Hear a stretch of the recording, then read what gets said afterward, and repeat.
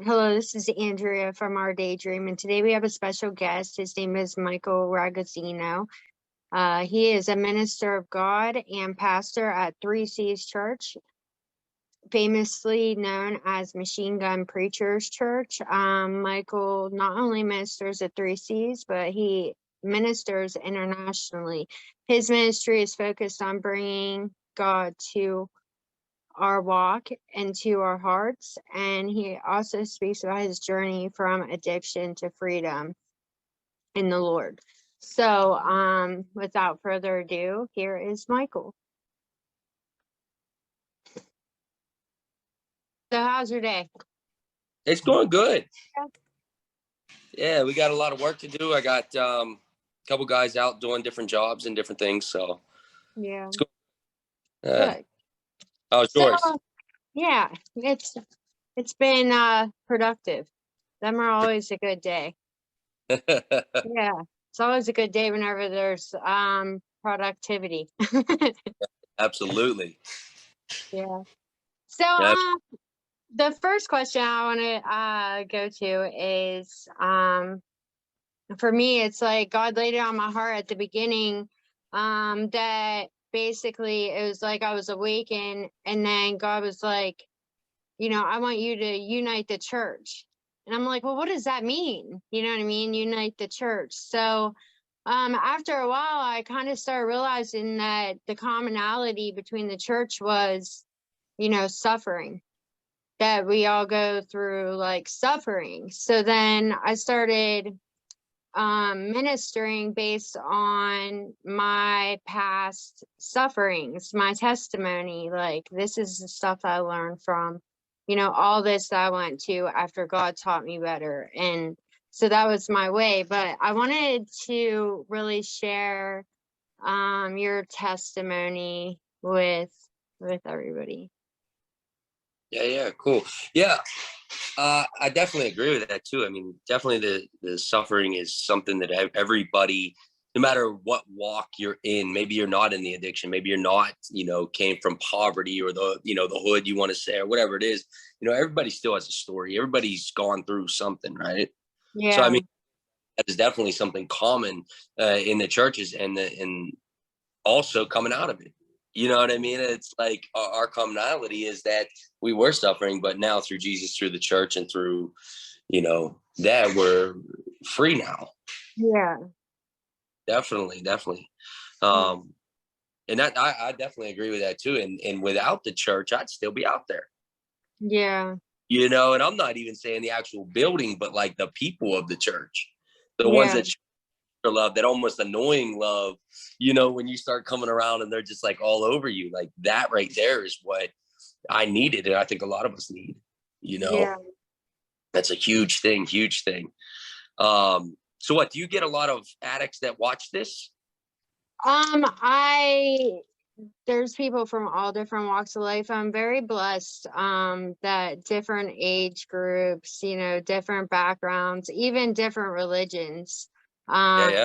Yeah, so check out check out Our Daydream, but also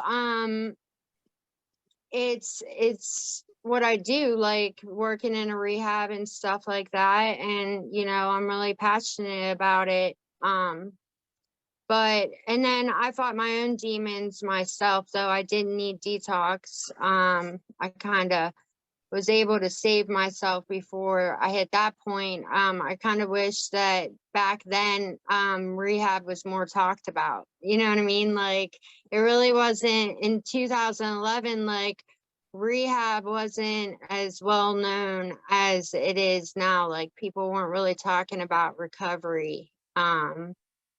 Most people were talking about addiction, not recovery. So I didn't even, honestly, it didn't even cross my mind that I would have been able to do something like that. And I really do think that I tell people all the time, because they're like, well, I don't know if I really need this. And I'm like, I think everybody needs it.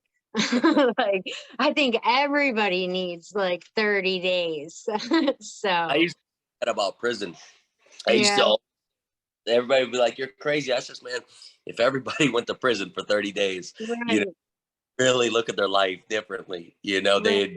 they learn how to talk to people. They learn how to deal with things on their own and how to process different things. I always said, Right. Yeah. So can you tell us about your testimony, like where you came from and where you are now? I know you told me once about how many times you were actually in rehab, and I use that probably at least once a month when people are like, I've done this 6 times before, and I'm just like, you don't even know. Like, that's the beginning steps. I've only met yeah. one of, you know, and I'm not glorifying that part, but I always think it's funny because I've only met one other guy that had, and he said he had 54. Now he was almost Wow. That's in his, incredible. so it was, yeah, it was like, man, holy smokes. But yeah, it was, I tell you what, I always think about this because I've given my testimony, you know, a couple places. We have a couple videos out and all over the world and stuff. And I always try to figure out, like, where the heck did I go wrong? Where did all this stuff, you know, because it wasn't the family, wasn't growing up in a dope house or anything like that. I didn't grow up. A lot of people think I grew up in the hood, and I actually didn't. You know, I chose to go there and live there because, you know, I thought that I was supposed to be an addict or all this stuff. So that's where I just figured I'd go. Yeah. But even in third grade, man, they put my desk outside of the classroom. You know, when you're that bad and you have ADD and you just all wound up, and you're just so bad. And back then they could paddle you. And I remember my teacher would put a paddle and then he'd put holes in it so that he could get the airflow through it. I still remember that. And they would take me into the bathrooms, paddle me. But third grade, they literally took my desk and put me outside of the classroom. And so, like, I always say that because at such a young age, you know, I was Yeah. looking in.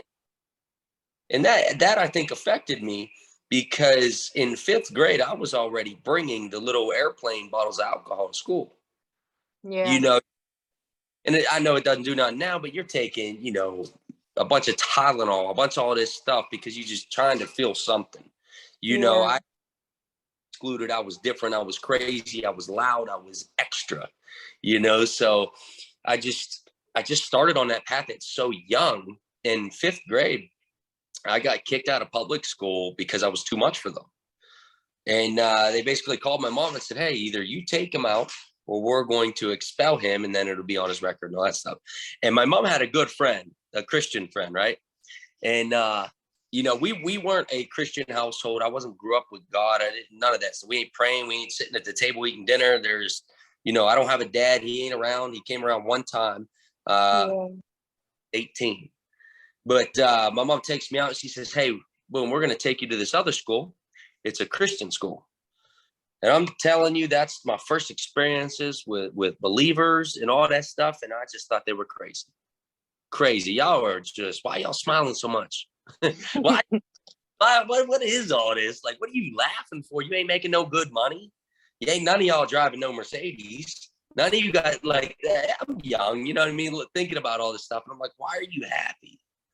And so, but they showed me love and they never gave up on me. You know, so I went to that school from fifth grade to eighth grade and I was a menace. Like, you have to wear belts back then, tuck your shirts in, stuff like that. And me, I wasn't doing that. And you know, because I thought I was a gangster, right? So, like, I would wear my down and talk with slang and all that stuff. And so every morning they went and bought a thing of clothesline.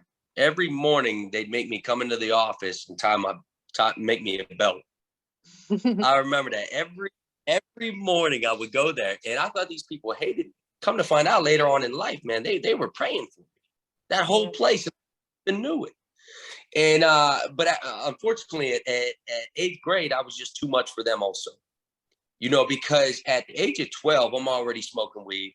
We're already drinking. We're already doing Percocets and biking. And, you know, I'm in the dirt bikes and all that stuff. Your friends get hurt. You start taking Vicodin and all this stuff. And their parents are partiers. We can smoke and drink with them as kids. You know, and one thing led to another.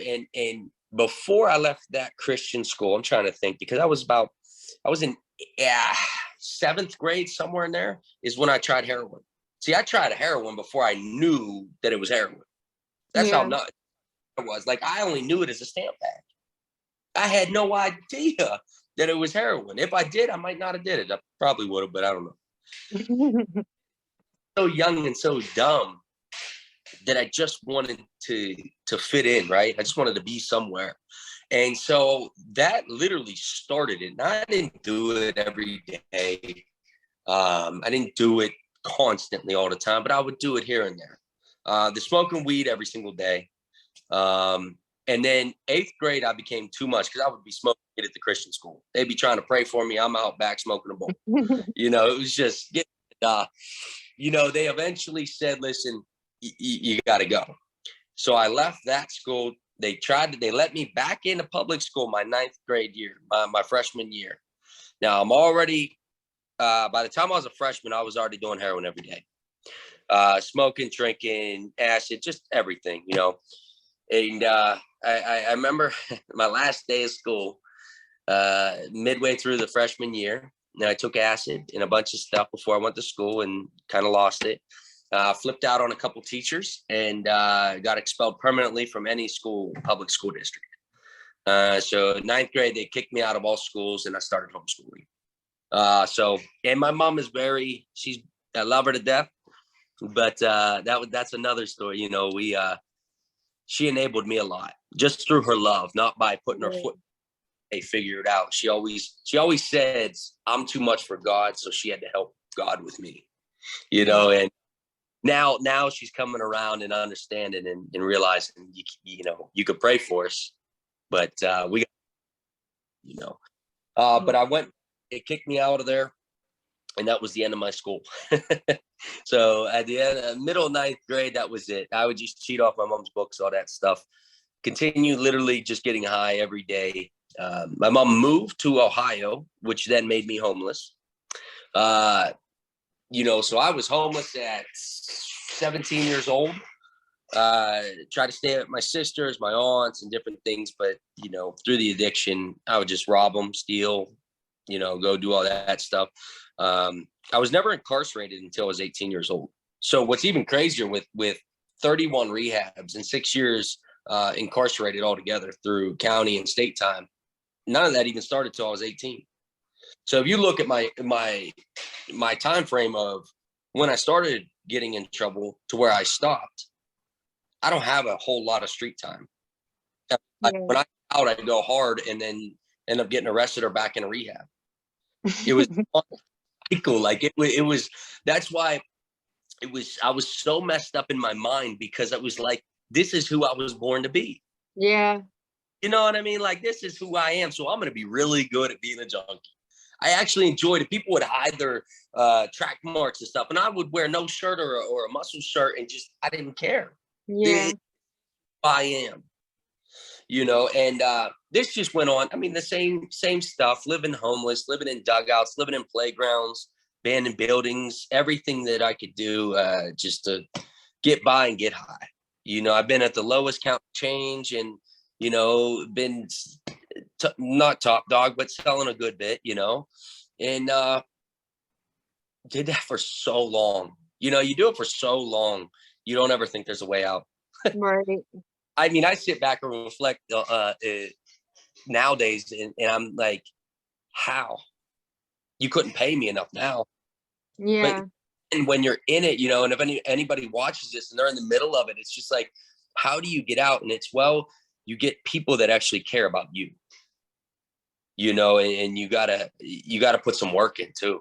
Because I went to a lot of the rooms, like I said, I've been to 31 rehabs, and they've trained me, one day at a time, once an addict, always an addict, and all that stuff. But me personally, this is just me, my story. I had a hard time with that because at 18, I started going into that stuff. And I remember my 19th rehab, I was up in Butler at Geyser Center. And I remember going into a meeting, and this biker guy said, I was telling my testimony, and I was joking. I was like, yeah, this is my 19th rehab. I was just arrogant and thought I was cool. Yeah. He stood up and he started laughing. He says, what's funny about that? What, you never had a sponsor? I says, oh, what? He says, well, I'm your sponsor now. I didn't even know what that really meant, but I was just like, yeah, whatever, dude. And so he tried. And again, I appreciate everything that people have done for me on this path, on this road, in different seasons of your life where someone will come in and out, to help you get to the next place. But I remember he tried so hard. I just wouldn't listen. I couldn't listen. Like, I just was so hard-headed because I was so wired that it's like the streets had you. It's like, that's what I wanted. I wanted to be respected, and money and girls and drugs and cars and all this stuff, jewelry and all this stuff that I thought I wanted. And I just never wanted to stop, ever.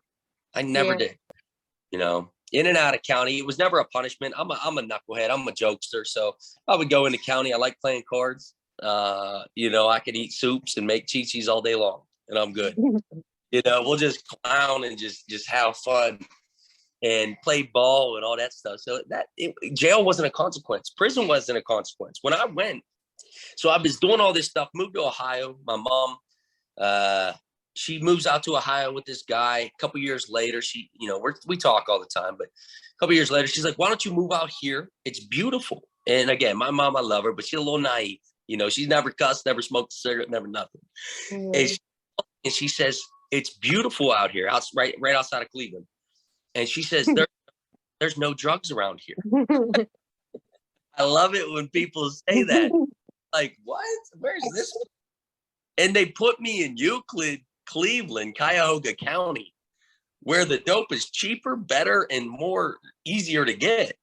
And I went out there and, just went crazy. Went to more depth than I ever went. You have them lists, I just won't do this. I just won't do this.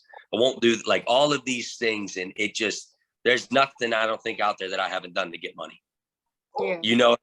Look at me now as because now I'm a pastor and all that stuff. And I'll tell some people that can handle the testimony, the real one, the depths of it, just so they understand. We can look eye to eye and say, listen, man, I know you're saying you're here and you thinking I wasn't there, but I was here. Yeah. I was on the sidewalk. I was tricking for $20. So when you say you was here, I'm telling you, I've been there. I've been on that sidewalk. I've been getting home to get picked up to go do some tricks to make some money. Men, women, whatever it is. And again, I'm not ashamed to say that's my story. Yeah. And I want to be able to be relatable to people and say, listen, man, I don't care how far you are, how long you've done it. You can get out. There's always a way out. Always. Unfortunately, even back here, I got a bike right there. I got 16 good friends that have OD'd and died. That was my best friend's bike right there. And, he made it out, but then he went back one more time. Yeah. And unfortunately, I hear a lot. One more time, one more time, one more time. And I'm telling you, I got a good bit of them. And I'm sure a lot of people do that don't make it back out. And that's what fuels me even more today, to make sure keep pushing and opening doors for people that won't open it themselves. Right. So, but I got caught. I love stealing. Like, I wouldn't steal off grandma's or nothing like that. Like, I would go into the stores, Boost, Home Depot, Lowe's. Sorry about that, Lowe's and Home Depot, but statute of limitations can't get me now. And so I would Boost and then go back, take the gift card, sell it, and would do that every single day. My habit was $520 a day. Was an 8-ball raw heroin, and then you had to get cigarettes, gas, and eat potato chips. But single day of my life. And it was funny. Every time I would get arrested or caught, I never ran once. Because I was, like when they would catch me, it's funny because I got friends with some of them out in Cleveland. Like, I'd smile. Like, finally. Go get the oil change, I could go chill. And so I did this. I got caught. They sentenced me to 6 months. I did that time, came back out, got caught probably about 6 to 8 months later. But this time, I didn't know it. We were stealing from JCPenney's, and my friend got in a tussle with the officer, and a knife came out. So what was a misdemeanor just turned into a felony one in the state of Ohio. So what went from a little bit of jail time, time, And when they said that to me, they came back. My lawyer, you know, we're in county and doing all that. He comes back. He says they're wanting you to take 3 to 11. 3 to 11. What? I said 3 to 11. No years. I said, hold up. Wait a minute. What? So 3 to 11 years just for a little boosting. I was like, what in the world? But how sick I was I've never been to prison yet. And everybody in Ohio, it seems like they all go. So I actually made a song in prison about let's go to prison. That's how and how messed up the enemy or the world can make your mind. Or people like who you are, this is what you're supposed to be. Oh, just take it. No, it isn't what it is. Everybody say it is what it is. No, it ain't. Yeah. It is what you make. And so when I went into the courtroom, and I had the worst judge, they called him Lock 'em Up Lucci. And everybody was getting hit on him. And they offered me 9 months. It's called NeoCap out there, 9 months rehab rather than go to prison. And in the courtroom, I rejected it. See, they sent me for a PSI, that's a pre-sentence investigation. And when they asked me if I was ready to quit and do all this stuff, I says no, and laughed at them.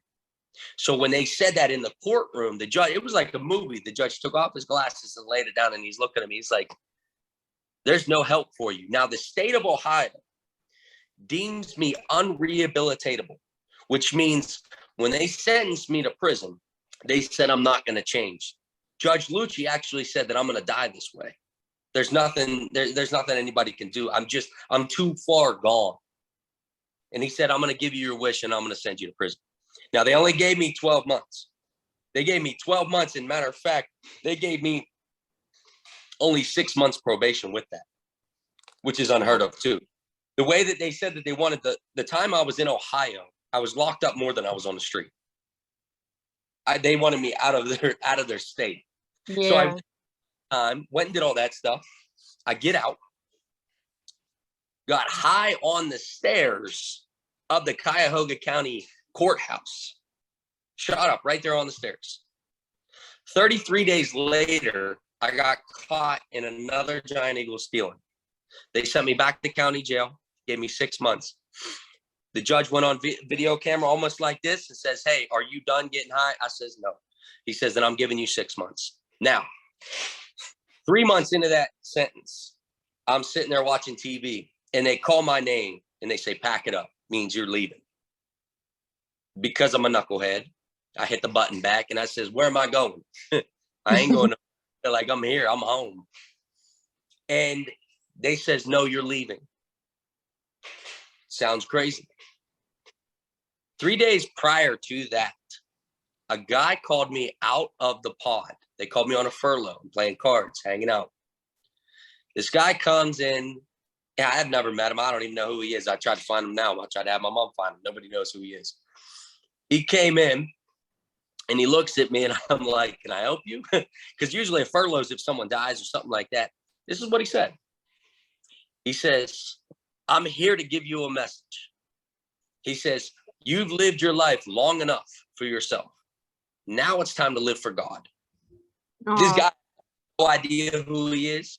I've never requested anything. I don't know who he is. And he comes in here specifically to tell me this. Now, whether that was a mix up or not, I don't know. Super random, super weird. At this point, I literally have my poker cards in my hand. Like, I don't care what you're saying, bud. Yeah. And I go back to the pod. And 3 days later, the CEO calls me to pack it up. Now, I go, obviously. And I go outside and I remember borrowing a phone and I called my mom. I says, Mom, guess what? I'm out. And I remember hearing the hurt in my mom's voice when she says, why? Because the only time she knew I was safe was locked up. Yeah. Aww. She knew I wasn't going to die. She knew I was good. I'm going to make it. And to know her baby boy's back out on the street with a death wish broke her heart.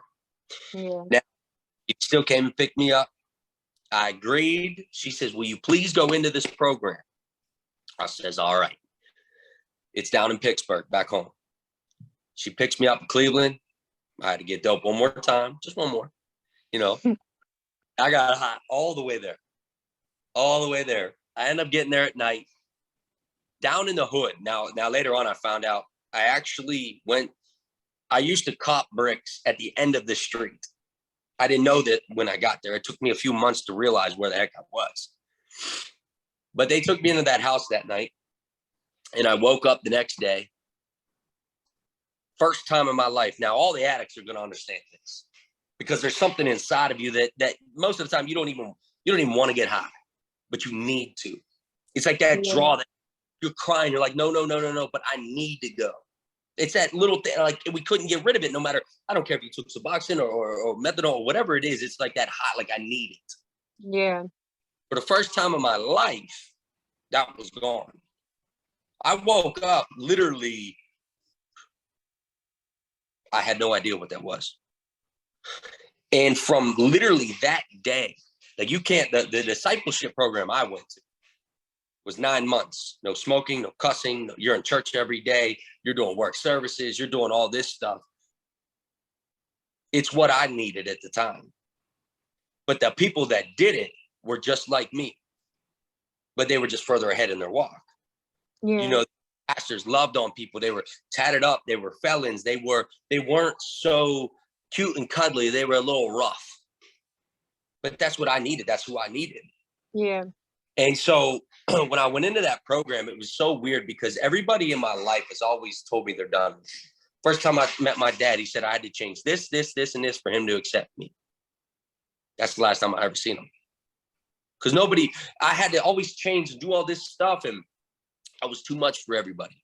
For the first time, I can hear God saying that I'm enough, that he wants me.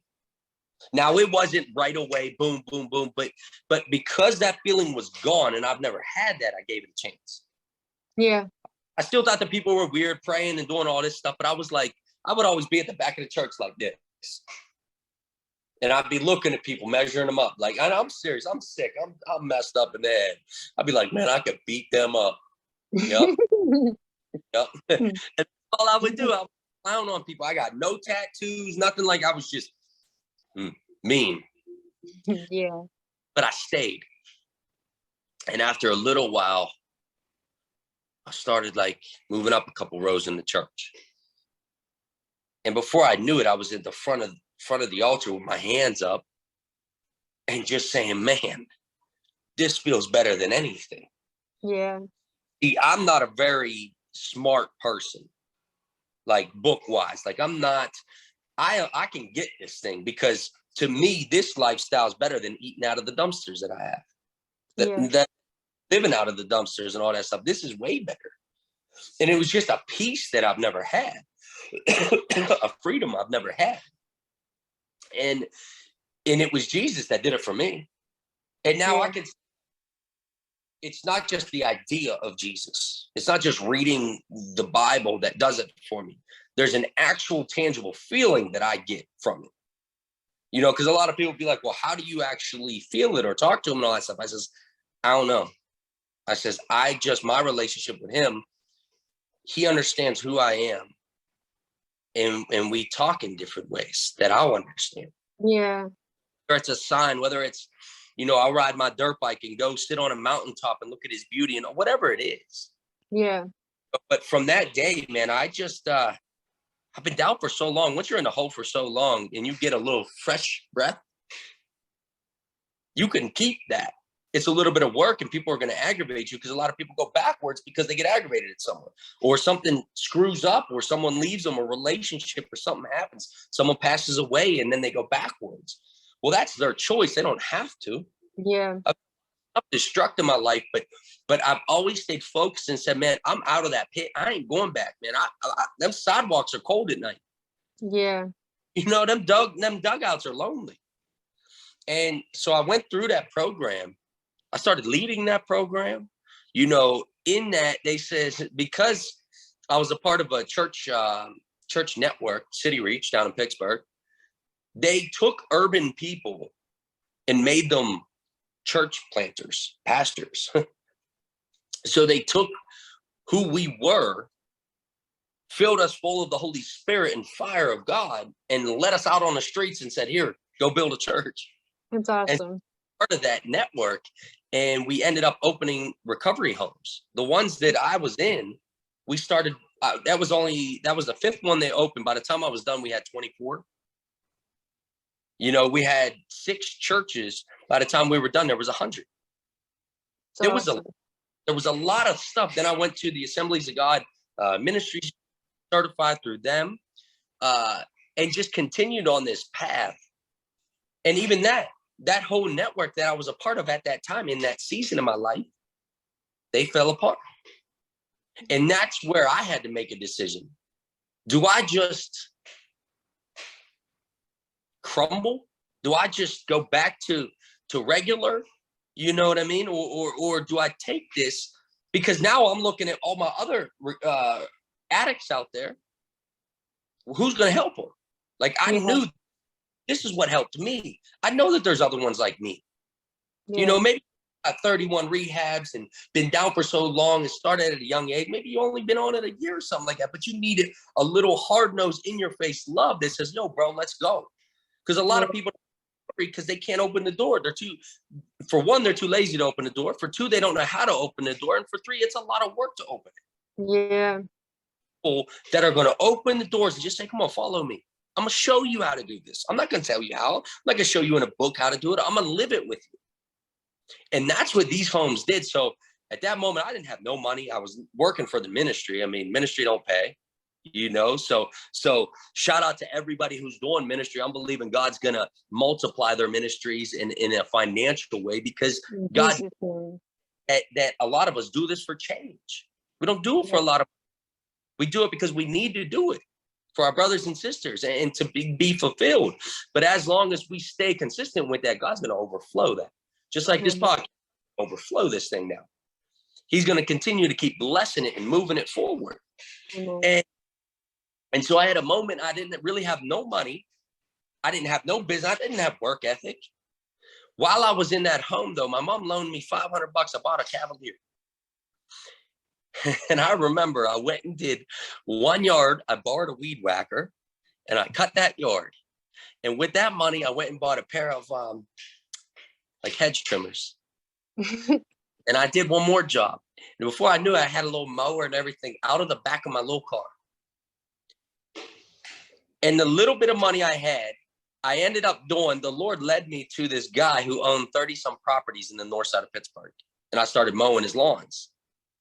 Well, I asked him, can I rent a duplex to help people like me? That organization closed down, the one that I was a part of. These guys had nowhere to go. Yeah. And so in that moment, I decided to open my own nonprofit called Kingdom Bound Project. And I rented out these 2 duplexes on my own and just said, let's go. We're going to continue to do this.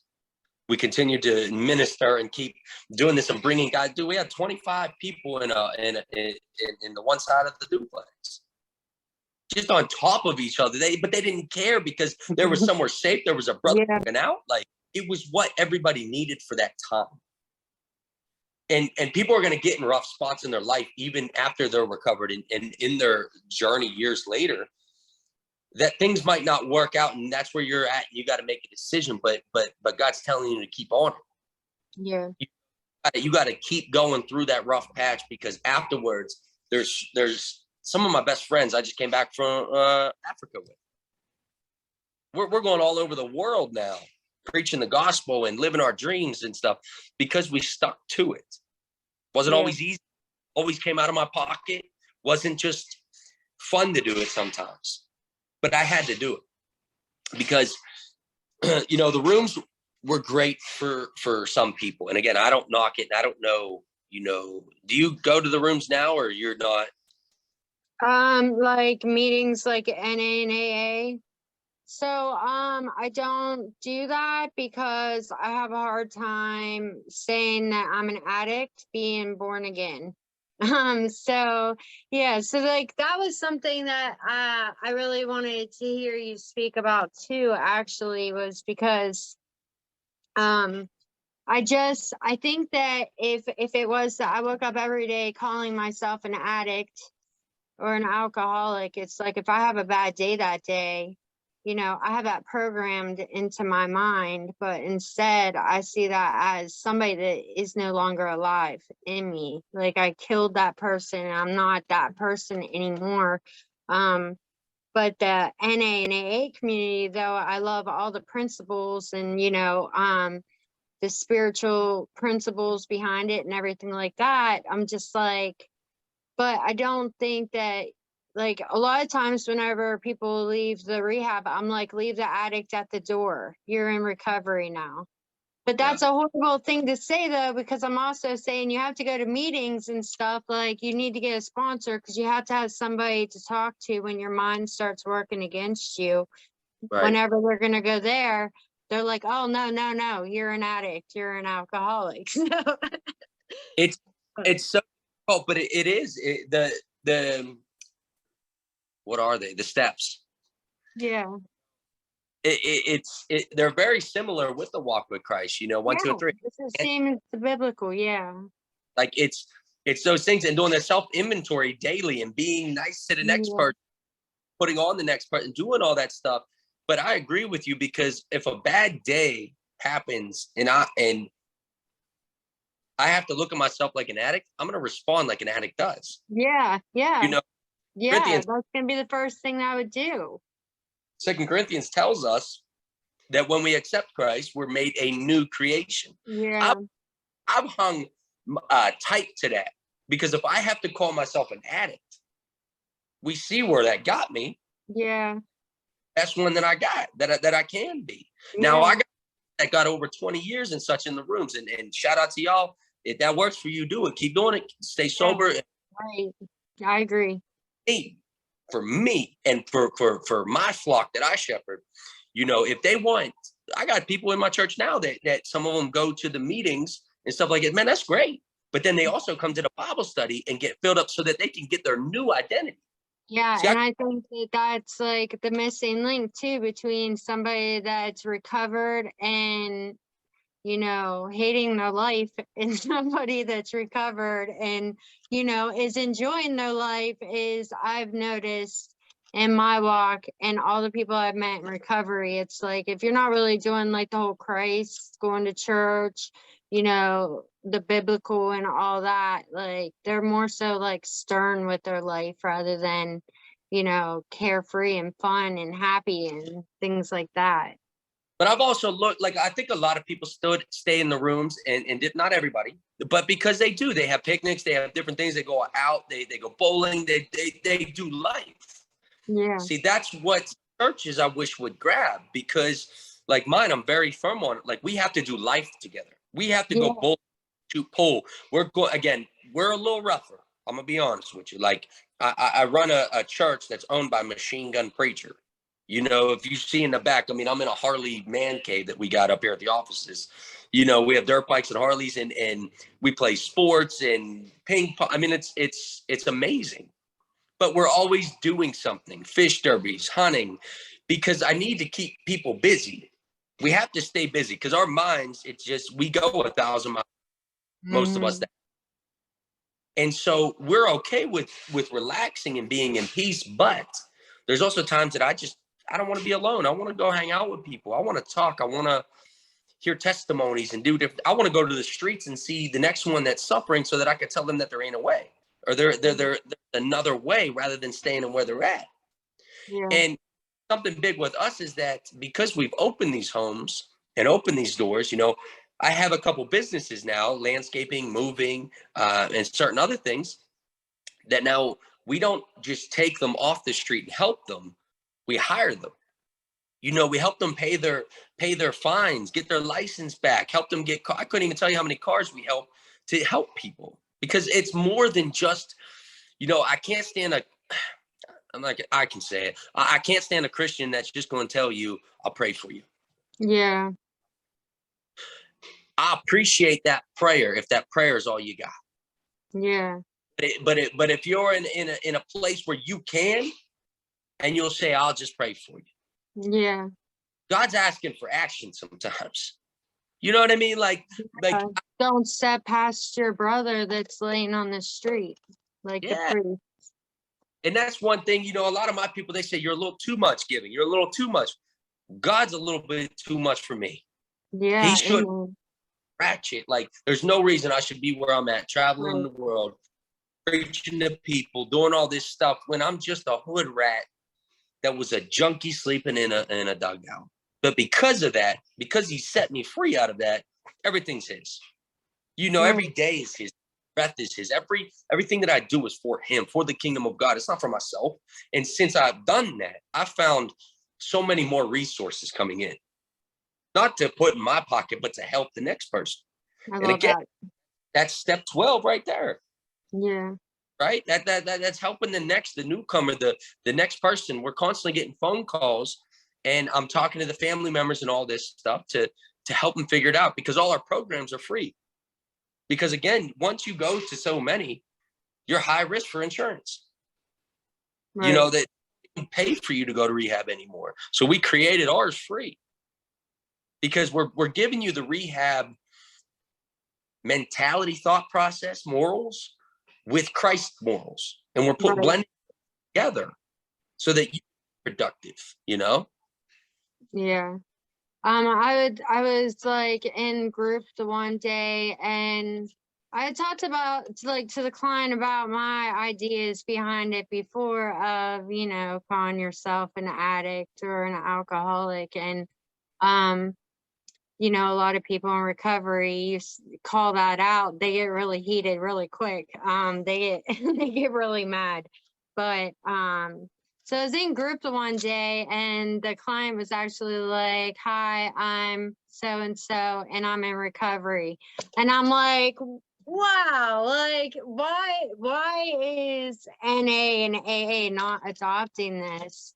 You Yeah. know, because it's a positive form of it. It's like, you know, I'm constantly trying to be better. Like, I'm not looking back. Like, you know what I mean? So it's like the positive format of it, rather than, you know, keeping, it's still an extension of addiction, but Right. it's not. So now I feel more comfortable to be able to share what I know and what I've experienced now in group, because I can stand up then and follow suit with what he said and be like, "Hi, I'm Andrea, I'm in recovery." Because that's still, you know, it's still like stuff that I fight with, you know what I mean? And so, but it's just not who I am anymore. So I can technically say that I'm in recovery, and that doesn't eat me. Like, that doesn't tear my soul apart. But to Hard say I'm work. an addict. Yeah. You work so hard to get the new you, and Yeah. frame, like, I don't want to go back. I don't want to, I don't forget where I came Right. from, what I've been through, but like, I don't think about it every day. Like, Right. honestly, uh, last time, like, I drove through Cleveland doing a job and on the same streets, and I was trying to remember. I was really trying to put myself back in that, to think. I couldn't even think of it. That's I awesome. couldn't even see. And it's, God bless I never you. thought It's great. it's crazy. That's It's great. crazy. It's, yeah, it's a blessing. But it's a lot of work, Yeah. you know, because you're still going to go through crap. You're still going to go through, you know, tough times, whether relationally, financially, spiritually, whatever it is. Right. Like, what are you going to depend on? See, if I depended on a sponsor or a person, again, I'm not knocking it at all. Please don't say me. Right. Right. Also, they also have a bad day and give me bad advice. Yeah. God, me, is something that's never changed. Do you know what I mean? It's always uplifting and encouraging. I can't catch God at a bad time. Right. You know, I need him. He's there right now. I could call my sponsor, and it's like, it's not a good time right now. I'm going through some crap. Hold on. Yeah. And I understand that you're supposed to make the we and call other people. I get that. But sometimes that phone's heavy. Yeah. And them phones are heavy sometimes. I can't do it. And with God in my life, and with that relationship, it's so close that even if I was to I've literally had stamp bags in my hands, taking them from the clients now, and just literally flushing them, and not ever even thought nothing. It's crazy to me. Yeah. You know, you never get to that spot. It's absolutely crazy. But we Yeah. continue doing this, and it's good. We're opening more homes, and I got more people on board. We're moving them out in Somerset County now, because a lot of people too. There's a lot of three-quarter houses that are not. They're closing. You know, there's no places for people to go anymore. Yeah. You know, And I hear like of a lot of relapses that stemmed from three-quarter houses and people not properly maintaining them and, you know, making sure that it is a safe environment for the people that want it. Yeah. And then unfortunately that's what it is, a lot of them. But Yeah. yeah, it's a shame. Yeah, but I mean, not saying like there's a lot of them out there that are really good and, you know, that extended time. Like, I always think that, like, if you know, like, sometimes you're just not ready after 30 days. You know what I mean? Sometimes you're not ready after 3 months. And if you don't think that you're ready, you're probably not going to be ready. So, That's why we do 9 months. We yeah, created that because, you know, the baby being born in 9 months, and it takes a long time to I rewire like your, that. yeah. It Yeah. takes like your first 3 months, you're still just getting your mind cleared. I mean, if you're coming off meth or anything like that, that stuff destroys your mind. So, you know, my pastor Andy, who's at the church, he was on meth very bad. So it took him 3 months to start putting full sentences together. Yeah. You know, and you take the next 3 to figure out, okay, what do I want to do? And then you take your last 3 and say, figure out your steps, how to do it. And then we have the graduate houses. You leave there, graduate, you go start working, start saving some money. What do you want to do? You know, get married, do this, and this, and then we help you through it. Now Yeah. the steps in and helps you every step of the way. That's awesome. You know, so it's been nice. You know, we have a guy right now in Africa. He's been over there for 2 months. Yeah. So it's cool. Yeah. I always tell them, like, especially if like they're repeats, you know what I mean? I've seen their faces too many times. I'm just like, you know, you can't just sit in group and expect these things to fix you. Like, you know what I mean? Like, you can't expect these groups to fix you, this building to fix you, like this 30 days to fix you. Like, you know, like you have to birth something new while you're in here and you have to leave different. And then whenever you leave, you have to keep reminding yourself who it is that you're trying to be and not whenever your mind looks back, look forward. They got like, so I've been to a few of the, and I love doing it, the secular rehabs. Like I'll get counselors and stuff that I'm friends with, and they'll say, hey, why don't you come in and give your testimony? Secretly, right? And they're saying, can you talk about Jesus but without Jesus? And I says, man, I'm good at that. You know, I'm going to preach the gospel when needed, use words, right? So even through my testimony, things like I can talk about God and still in a secular place, just to a place where they want to ask me, because as soon as they ask you the question, then you can answer it. Right. Meetings at Turning Point in different places, that after the service, everybody's coming up and then they're asking me to pray for them. They're asking to receive Jesus. They're asking, hey, because they see something they want. You know, maybe it is the tattoos and dirt bikes and different things and all that stuff. But see, that's all the stuff I wanted as a kid. And I love it because everybody now, well, not everybody, but there's some people like, why do you wear gold chains? Why do you drive a big truck and all this stuff? I says, listen, God doesn't say Christians have to be broke. God didn't. You work hard, and God knows your heart, and uses this stuff now in your life to attract those that normally wouldn't be attracted. So maybe that is in to get in with the drug dealers or whatever it is, and say, look, man, I got the same stuff you got. Just when the cops roll up, I get to keep mine. I don't got to have no more, so I can put it into something else. Yeah. And I've gotten so many people with the conversations like that. Like, I like sneakers. Everybody's like, man, dope shoes, all this stuff. And I'm like, come on, let's talk. That's just that, you know, and I'm able to present the gospel. Or, see where I can help somebody or just encourage Yeah. somebody, every Yeah. day I encourage and talk to somebody every day. I don't want to work a day not telling somebody something good.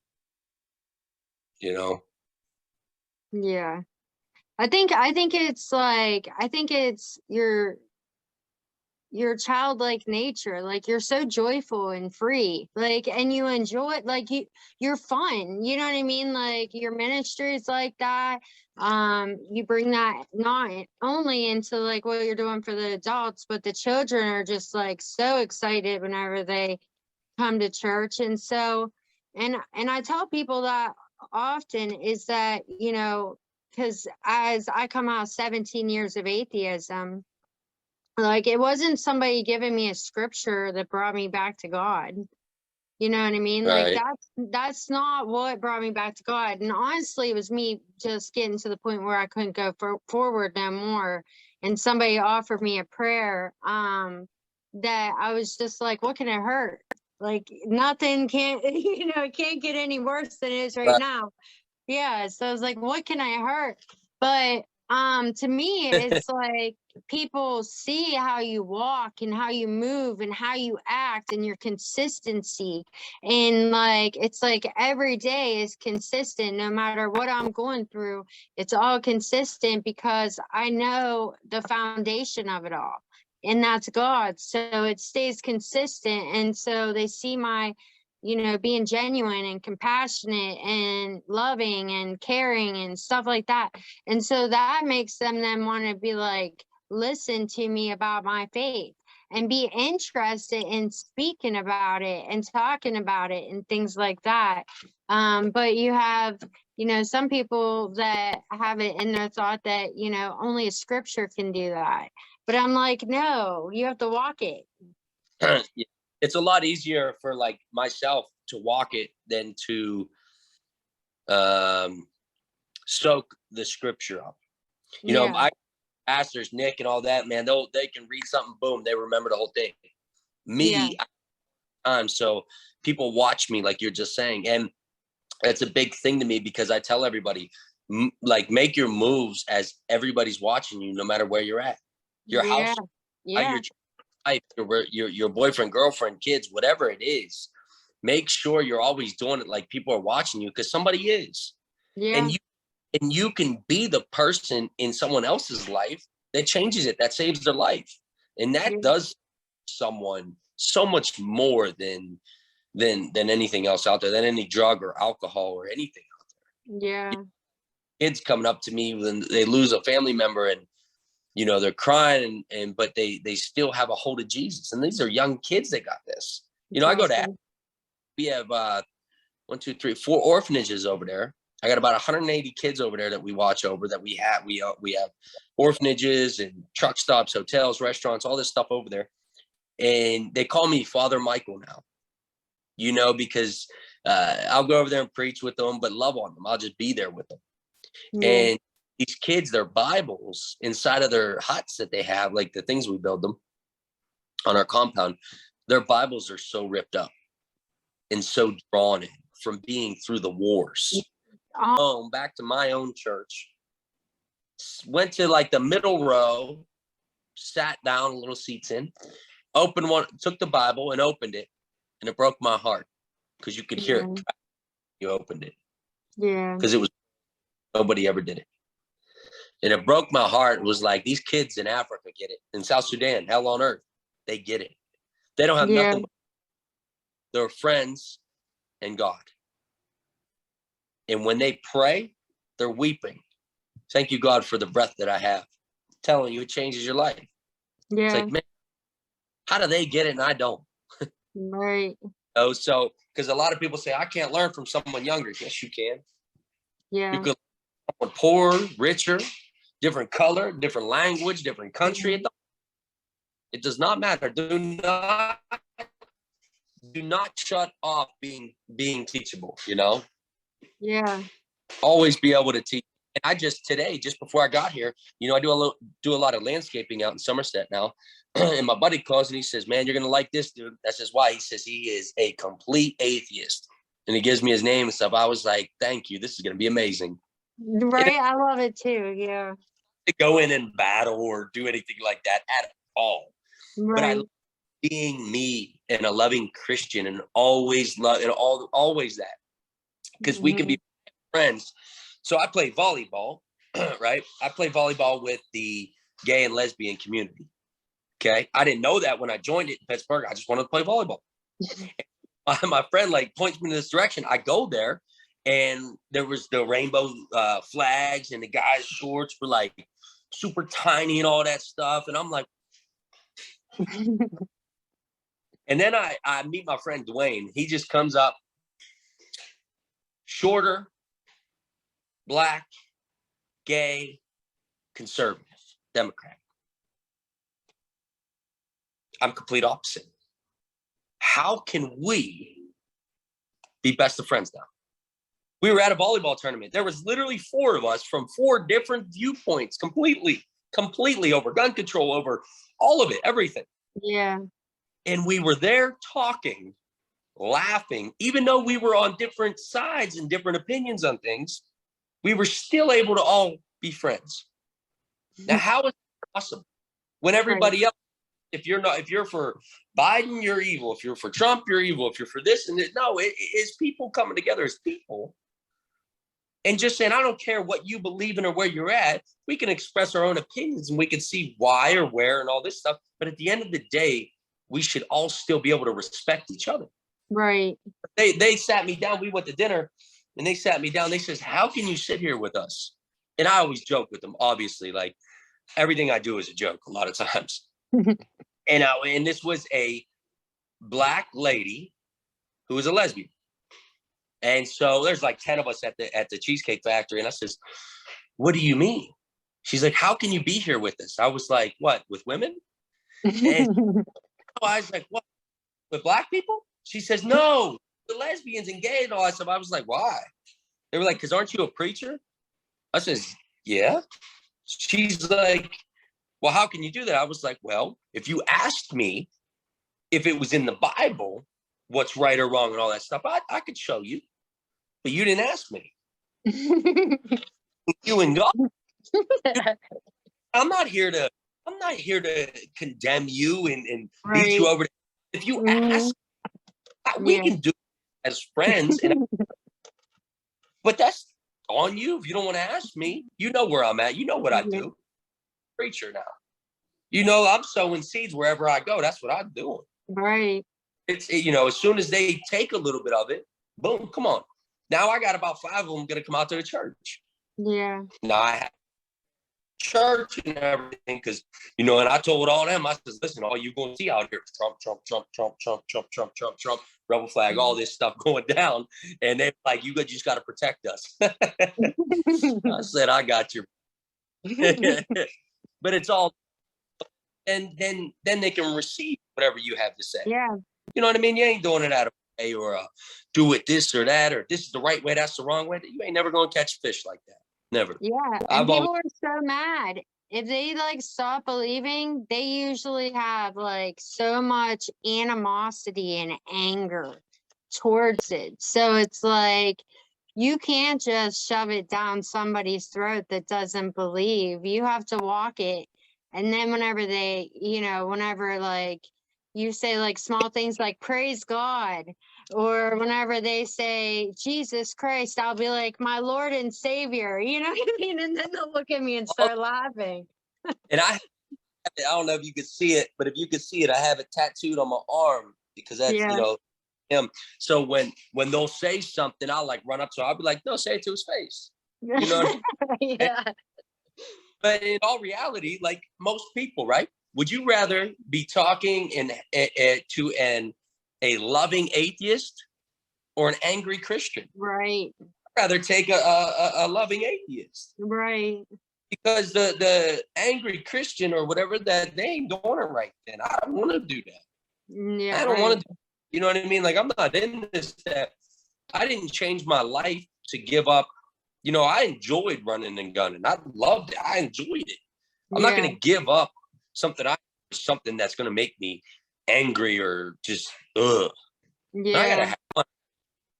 I got to love life. It's got to be exciting. I got to go. Like, I love going into the homeless parts of Pittsburgh and opening the grill and cooking omelets. See, we didn't even do bag lunches. We cook a hot breakfast right there, boom, under the bridge. That's awesome. And you time and it's consecutive, waking them up. And I always used to bring them cigarettes. Everybody was like, "You're a pastor, you can't bring them cigarettes." I was like, "You've never been homeless. You've never been up by a joyful saying, 'Morning, you want some coffee?' Heck no, I want a Newport and I need my drug." You know what I mean? So at least I'm not going to give them the drugs, but if I can give them a Newport, you know what I mean? It's an open door. And people can't do that. I said, "No, Ron, you can't do that then." Whatever I got to do to get to my people, to make sure they know that there's another way. Right. It's just being creative and not forgetting who you are and being too good or better than, and Bible, and you constantly quote scripture at someone and all that stuff, and they're going to be turned off. They ain't going to want to see that. That's not attracting. Right. Yeah. So, and churches are empty. So, and that's that's the reasoning for it.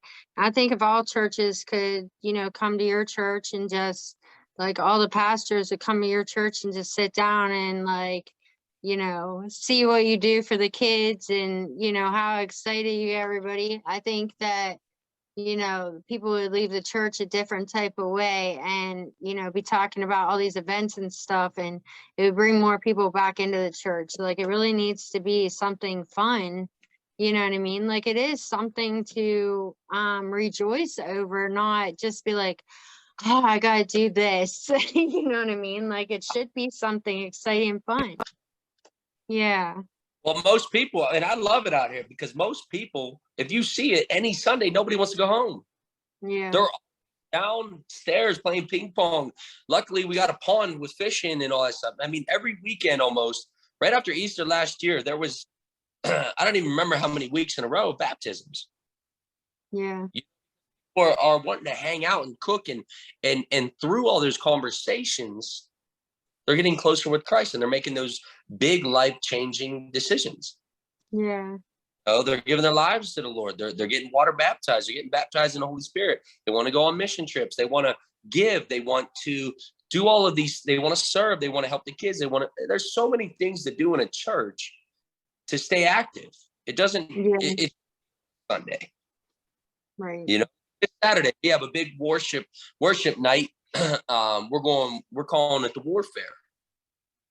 You know what I mean? Because again, wherever you're at could be your war zone.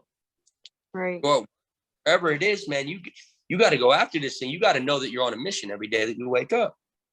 So while people have a campground, people will stay, sleep out, make fires, and stay up all night. Like that's what excites me. That's what's fun. That's what's real. So. So, are you planning on opening up recovery houses now? Yeah, we're going to do it.